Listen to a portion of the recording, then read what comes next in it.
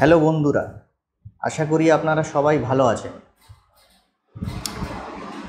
আজকের ভিডিওতে আমরা লেজার ফিস্টুলা সার্জারি নিয়ে অনলাইনে রিভিউজের ব্যাপারে আলোচনা করব।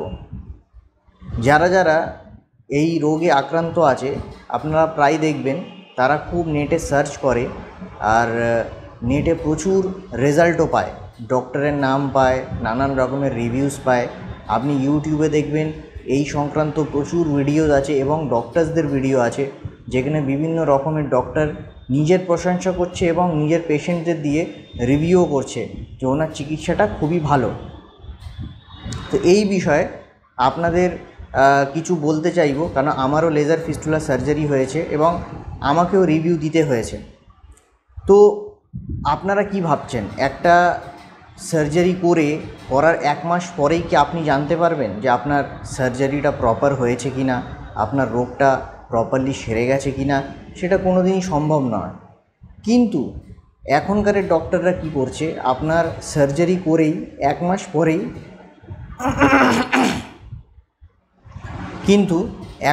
ডক্টররা কি করছে, আপনার সার্জারি করার 1 মাস পরেই তারা বলছে রিভিউ দিন।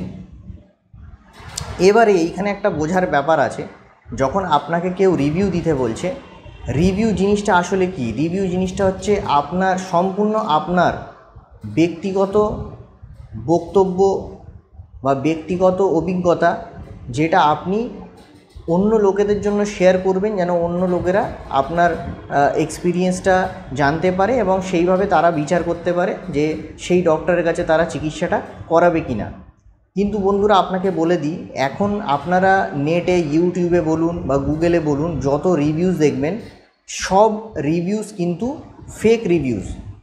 এবারে ফেক বলতে এইটা নয় যে ওই রিভিউগুলো পেশেন্টরা দেয়নি, ওই রিভিউগুলো পেশেন্টরাই দিয়েছে, কিন্তু পেশেন্টরা স্বাধীনভাবে রিভিউ দেয়নি। রিভিউ দেবার প্রত্যেকটা অক্ষর ডাক্তারই বলে দিয়েছে এবং আপনি বলতে পারেন ডাক্তার অথবা ডাক্তারের অ্যাসিস্ট্যান্ট পেশেন্টকে শিখিয়ে দিয়েছে বা বলেছে যে এইগুলোই আপনাকে ভিডিওতে বলতে হবে। এইভাবেই এখন পেশেন্টদের রিভিউগুলো নেওয়া হচ্ছে।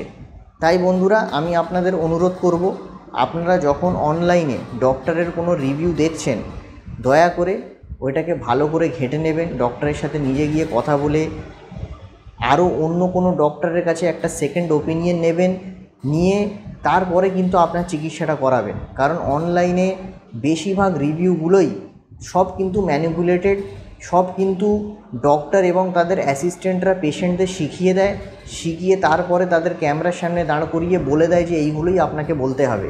এবং আপনারা বুঝতেই পারছেন, যেহেতু ওই রিভিউগুলো ডক্টররা নিজেরাই তৈরি করছে, তাহলে আপনি বুঝতেই পারছেন যে ওই রিভিউগুলো সবসময় পজিটিভ রিভিউই হবে, ওখানে কোনো নেগেটিভ ওয়ার্ডস থাকবেই না।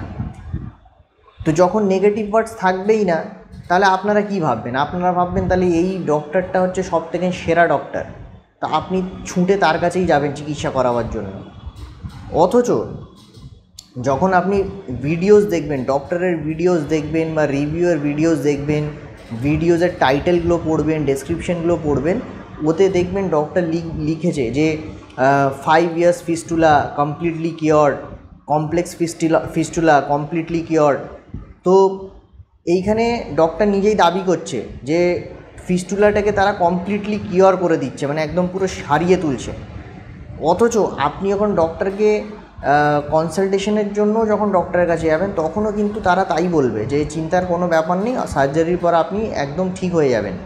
কিন্তু যখন আপনি সার্জারি করাতে যাবেন, তখন কিন্তু তারা আপনাকে অনেকগুলো ফর্ম দেবে, যেই ফর্মগুলোতে পরিষ্কার লেখা থাকবে যে এই যে সার্জারিটা আপনি করছেন, এই সার্জারি দিয়ে আপনার যে ফিস্টুলার রোগটা সম্পূর্ণভাবে সেরে যাবে, তার কিন্তু কোনো গ্যারেন্টি ডক্টর দেবে না।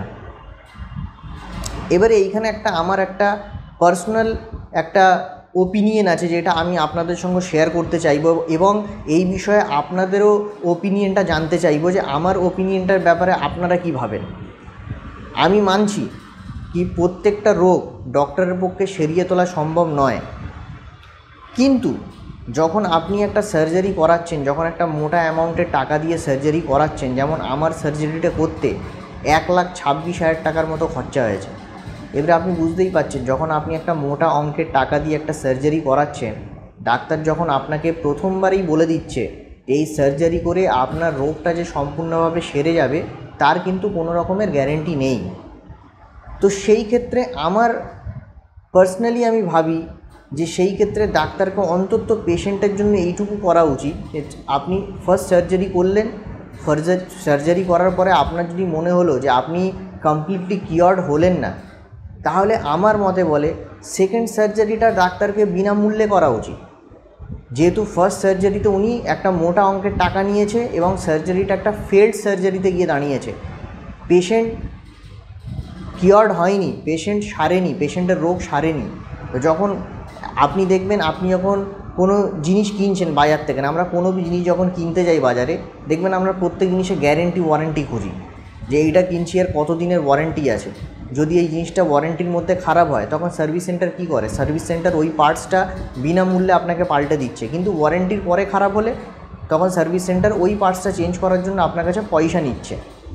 তো যখন ডাক্তাররা যখন আপনাকে বলে দিচ্ছে যে এই রোগটা কিন্তু সার্জারি করার পরে যে সেরে যাবে তার কোনো গ্যারেন্টি নেই, সেটা তারপরে আবার হতে পারে, তাহলে কিন্তু সেই ক্ষেত্রে ডাক্তারদেরও একটা সময় দেওয়া উচিত যে দেখুন আমি সার্জারি করলাম, যদি 6 মাসের মধ্যে আবার এই রোগটা আপনার ফিরে আসে তাহলে আমরা আবার সার্জারি করে দেবো বিনামূল্যে। কিন্তু ডাক্তাররা সেটা করছে না। ডাক্তাররা একবার সার্জারি করছে, আপনার সার্জারি ফেল্ড হয়ে গেছে, তারা বলছে আবার সার্জারি করুন। আবার সার্জারি করার জন্য তারা আবার পুরো পয়সা নিচ্ছে, আবার ফেল্ড হলে আবার সার্জারি করছে, আবার পুরো পয়সা নিচ্ছে। তো এইখানে পেশেন্ট দুরকমভাবে পেশেন্টকে বিরক্ত করা হচ্ছে, হ্যারাসমেন্ট করা হচ্ছে। কেমন, প্রথম তো একটা সার্জারির ধকল আছে আলাদা, আর দ্বিতীয় হচ্ছে টাকা পয়সা খরচার টেনশন আলাদা। তো বন্ধুরা, আপনারা খুব ভেবেচিন্তে গুগলে সার্চ করবেন, ইউটিউবের রিভিউসগুলোতে সম্পূর্ণভাবে বিশ্বাস করবেন না।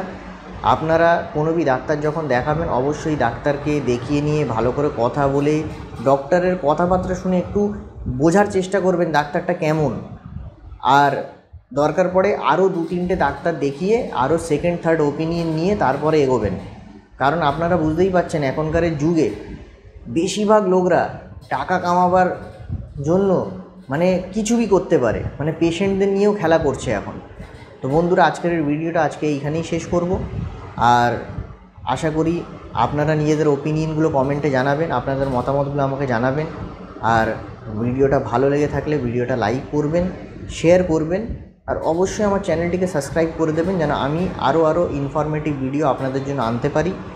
এবং আমি কোন ডাক্তারকে দিয়ে চিকিৎসা করিয়েছি এবং ডাক্তারের সম্পূর্ণ ডিটেলস আপনারা যদি চান আমাকে অবশ্যই কমেন্ট করে বলবেন, আমি সমস্ত ডিটেলস আপনাদের দিয়ে দেবো, যেটা দিয়ে আপনি জানতে পারবেন আমি যেগুলো বলছি সেগুলো ঠিক কিনা। ধন্যবাদ ভিডিওটা দেখার জন্য।